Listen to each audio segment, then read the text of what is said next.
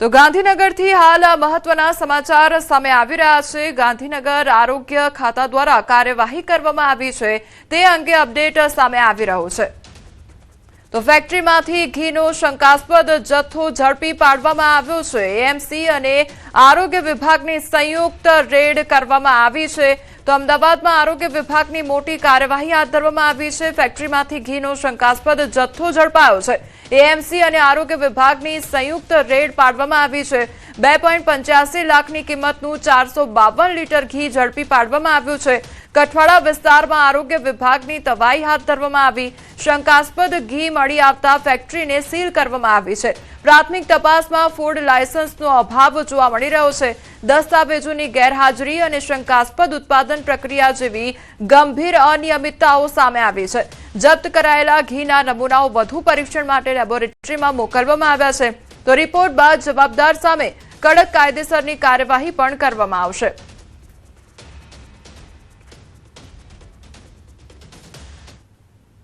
ખેડૂતોના હિતમાં સરકાર દ્વારા એક ખૂબ જ મહત્વનો અને મોટો નિર્ણય લેવામાં આવ્યો છે। ભારતીય કિસાન સંઘની રજૂઆત અને પુરવઠા વિભાગ દ્વારા ખરીદીના સ્ટોકમાં વધારો કરવાની માંગ બાદ મુખ્યમંત્રીએ આ સમગ્ર મામલે હસ્તક્ષેપ કરીને એક મોટો નિર્ણય લીધો છે। અગાઉ ભારત સરકાર દ્વારા ટેકાના ભાવે ખરીદીમાં કાપ મૂકવામાં આવ્યો હતો અને બાજરી, જુવાર તેમજ મકાઈ મુદ્દે સરકાર સાથે બેઠક યોજાઈ હતી, જેમાં અત્યાર સુધી એક ખેડૂત પાસેથી માત્ર 100 મણ ખરીદી ચાલતી હતી। પરંતુ હવે મુખ્યમંત્રીની સૂચના બાદ સરકારે આ ખરીદીમાં સીધો 75 મણનો વધારો કરવાનો નિર્ણય કર્યો છે। એટલે કે હવે સરકાર એક ખેડૂત પાસેથી 175 મણ બાજરી, જુવાર અને મકાઈ ટેકાના ભાવે ખરીદશે। આ ઐતિહાસિક નિર્ણયથી ખેડૂતોમાં ભારે આનંદની લાગણી વ્યાપી ગઈ છે।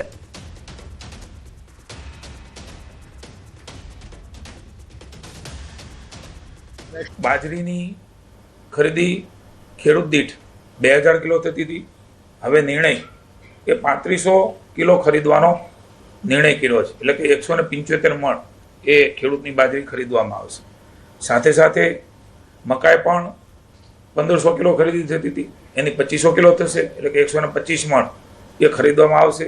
સાથે જુવાર 1000 મણ ખરીદાતી હતી, એ 1700 મણ એ ખરીદવામાં આવશે। એટલે કે દાહોદ જિલ્લામાં ખાતરની અછતના કારણે ખેડૂતોની લાંબી કતારો જોવા મળી રહી છે। ખાતર માટે ખેડૂતો સવારે 4 વાગ્યાથી ડેપો બહાર લાઇનમાં ઊભા છે, તેમ છતાં તેમને ખાતર મળતું નથી અને રોજ ખાતર માટે ધક્કા ખાવાનો વારો આવ્યો છે।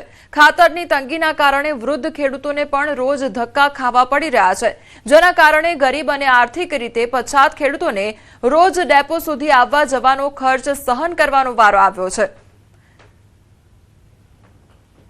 4 થી 5 દિવસ થયા પણ અમને ખાતર કંઈ મળતું નથી। અમે રખડીને જઈએ છીએ, ખાતર નથી આવ્યું, એવું છે।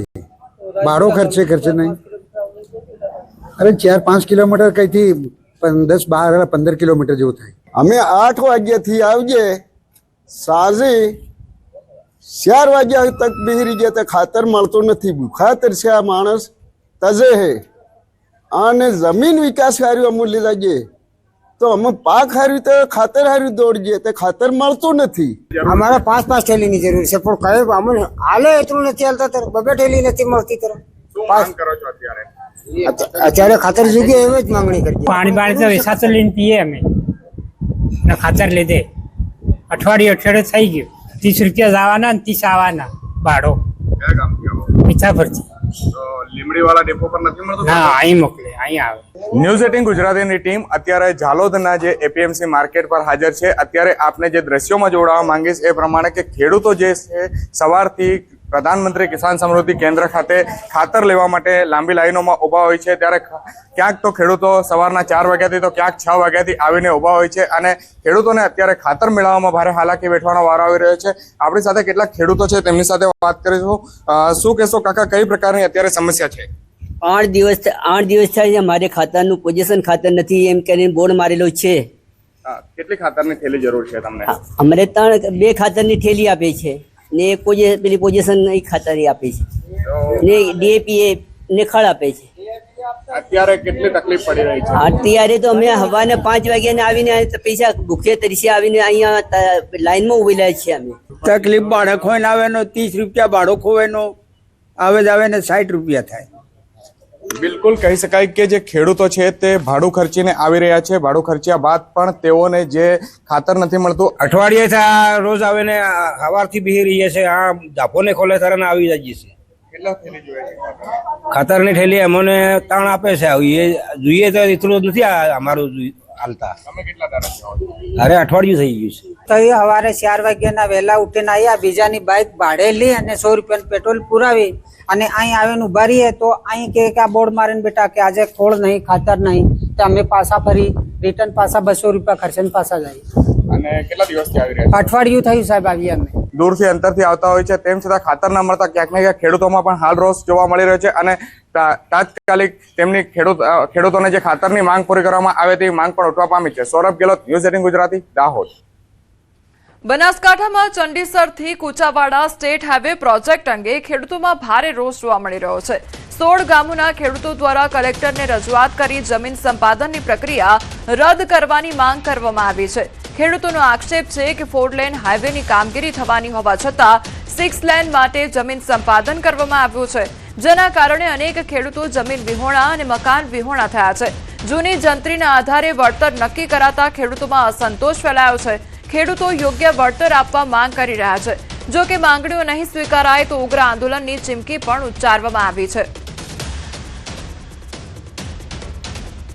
અમે ચંડીસરથી કુચાવાડા સુધીના તમામ ખેડૂતો અને તમામ ગ્રાહકો પણ હાજર રહ્યા છે અને આજ સાહેબશ્રીને અમે આવેદનપત્ર આપ્યું છે કે 6 લાઇનનું સંપાદન કર્યું છે તો 4 લાઇન જો કરવા માંગતી હોય તો 4 લાઇનનું જ જમીન કપાત થાય. તો આ સરકાર જો આ રીતે જંત્રી ભાવ આવશે તો અમને કોઈ ખેડૂતોને માન્ય નથી અને અમે પૂર્વ આંદોલન ઉપર ઉતરીશું. 4 લેન બનવા માટેની હાલમાં જગ્યા અવેલેબલ છે, તો એ જગ્યા ઉપર જ રોડ બને અને બાકીની જે ખેડૂતોની જમીન કપાત કરી રહ્યા છે તો એ કપાત કરવાનું અત્યારે બંધ રાખે. અમે કલેક્ટરશ્રીને રજૂઆત કરવા આવેલા છીએ કે ભાઈ અમારી આટલી મોંઘી જમીનો સંપાદન ના કરે અને સોના જેવી જમીનો અમને એમના એમ રહેવા દે. સુરેન્દ્રનગર જિલ્લામાં આ વર્ષે પણ ખેડૂતો દ્વારા મોટા પ્રમાણમાં આગોતરું વાવેતર કરવાની શરૂઆત કરી દેવામાં આવી છે. ગત વર્ષ કરતા આ વર્ષે આગોતરા વાવેતરમાં 10,000 હેક્ટર કરતા વધુનો વધારો થયો છે. તો શરૂઆતમાં જ ખેડૂતો દ્વારા કપાસ, મગફળી સહિતના પાકનું મોટા પાયે વાવેતર શરૂ કરી દીધું છે. વહેલું વાવેતર કર્યા બાદ સમયસર અને પૂરતો વરસાદ થાય તો ખેડૂતોને પાકનું ઉત્પાદન વહેલું મળે છે, જેથી સમયસર શિયાળુ વાવેતર કરી 2 સિઝનનો લાભ લઈ શકે છે. જેથી ખેડૂતોને સમયસર અને નિયમિત વરસાદની આશા છે. પરંતુ જો વરસાદ ખેંચાય તો ખેડૂતોની હાલત કફોડી બને તેમ છે, કારણ કે હજુ સુધી કેનાલમાં પાણી પણ છોડવામાં આવ્યું નથી, જેથી ખેડૂતો વરસાદની રાહ જોઈને બેઠા છે.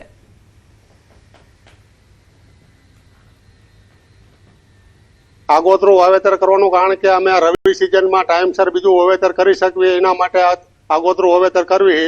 પાણી છોડવાની આશાએ અમે અત્યારે વાવેતરની કામગીરી ચાલુ કરી દીધી છે અને જો કુદરત મહેર થાય તો વાંધો નહીં, નકર સરકારને પાણી છોડે નહીં તો અમે ખેડૂતોની પરિસ્થિતિ ખરાબ થાય એવું હોય. વાવેતર બધે કરી નાખેલું હોય. વરસાદ ના આવે તો વહેલી તકે અમારે 2 પાક લઈ શકીએ. આગોતરા વાવેતર અત્યારે થઈ જાય તો ખરીફ સિઝનની અંદર શિયાળુ પાક પણ વહેલો થઈ શકે. ગઈ વર્ષે જો આ સમયગાળામાં જોઈએ તો લગભગ કપાસનું વાવેતર 11,000 હેક્ટર જેટલું થયેલું હતું, પણ આ વખતે 18,000 હેક્ટર જેટલું થયું છે. મગફળી આ વખતે જોઈએ તો 5,000 હેક્ટર જેટલી વાવેતર થયું છે. આમ કુલ વાવેતર જોઈએ તો ગઈ વખતે 14,000 હેક્ટર જેટલું હતું અને આ વખતે 24,000 જેટલું હેક્ટર અત્યારે આ ઓબ્ઝર્વેશનમાં નોંધાયેલું છે. છોટાઉદેપુરના આવેલા ઐતિહાસિક કુસુમ સાગર તળાવને ખંભાતી તાળા લાગતા સ્થાનિકોમાં નારાજગી જોવા મળી છે. તળાવની સુંદરતા વધારવા તેમજ લોકોને આરોગ્યપ્રદ સુવિધાઓ ઉપલબ્ધ કરાવવા માટે કરોડો રૂપિયાનો ખર્ચ કરવામાં આવ્યો હતો. અહીં વહેલી સવારે જોગિંગ અને કસરત માટે ટ્રેક તેમજ બપોરે અને સાંજના સમયે લોકો બેસી શકે તે માટે સુંદર ગાર્ડન પણ બનાવવામાં આવ્યું હતું. અંદાજે 3 કરોડ 48 લાખ રૂપિયાના ખર્ચે તૈયાર કરાયેલા પ્રોજેક્ટનું વર્ષ 2025માં સાંસદ અને ધારાસભ્યના હસ્તે લોકાર્પણ કરાયું હતું. છતાં હાલ તળાવ અને તેની આસપાસની સુવિધાઓને તાળા મારવામાં આવતા અનેક સવાલો ઉભા થયા છે. જ્યાં લોકો ચાલવા માટે આવે છે, ફરવા માટેનું બનાવ્યું છે. 3.48 કરોડના ખર્ચે આ કુસુમ સાગર તળાવ બનાવવામાં આવ્યું છે, પરંતુ આ તળાવને તાળા મારવામાં આવે છે. આના જે અમે આવ્યા તો જોયું કે તારું છે તો ફોન કર્યો અને ફોન કરીને જાણ કરી, ત્યારબાદ આ તારું ખોલવામાં આવ્યું છે. તો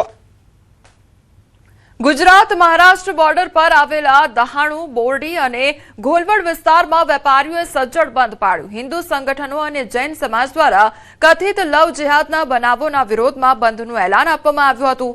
બંધને વેપારીઓ અને સ્થાનિકોનો સારો પ્રતિસાદ મળતા બજારો, દુકાનો અને કેટલાક વ્યવસાયિક એકમો બંધ રહ્યા હતા. કોઈ અનિચ્છનીય ઘટના ન બને તે માટે પોલીસે ચુસ્ત બંદોબસ્ત ગોઠવ્યો હતો. મહત્વનું છે કે થોડા દિવસો અગાઉ જૈન સમાજની 2 યુવતીઓનું બ્રેન વોશ કરી તેમને રાતોરાત વિદેશ મોકલવાનું ષડયંત્ર રચાયું હોવાના આરોપો લાગ્યા છે. જે વાત ધ્યાને આવતા જ સમગ્ર જૈન સમાજમાં રોષનો માહોલ જોવા મળ્યો હતો. યુવતીઓના પરિવારજનોએ તેમને પરત લાવવાની માંગ કરી છે. બીજી તરફ આ મુદ્દે જવાબદારો સામે કડક કાર્યવાહીની માંગ સાથે વિવિધ હિન્દુ સંગઠનો પણ મેદાનમાં આવ્યા છે.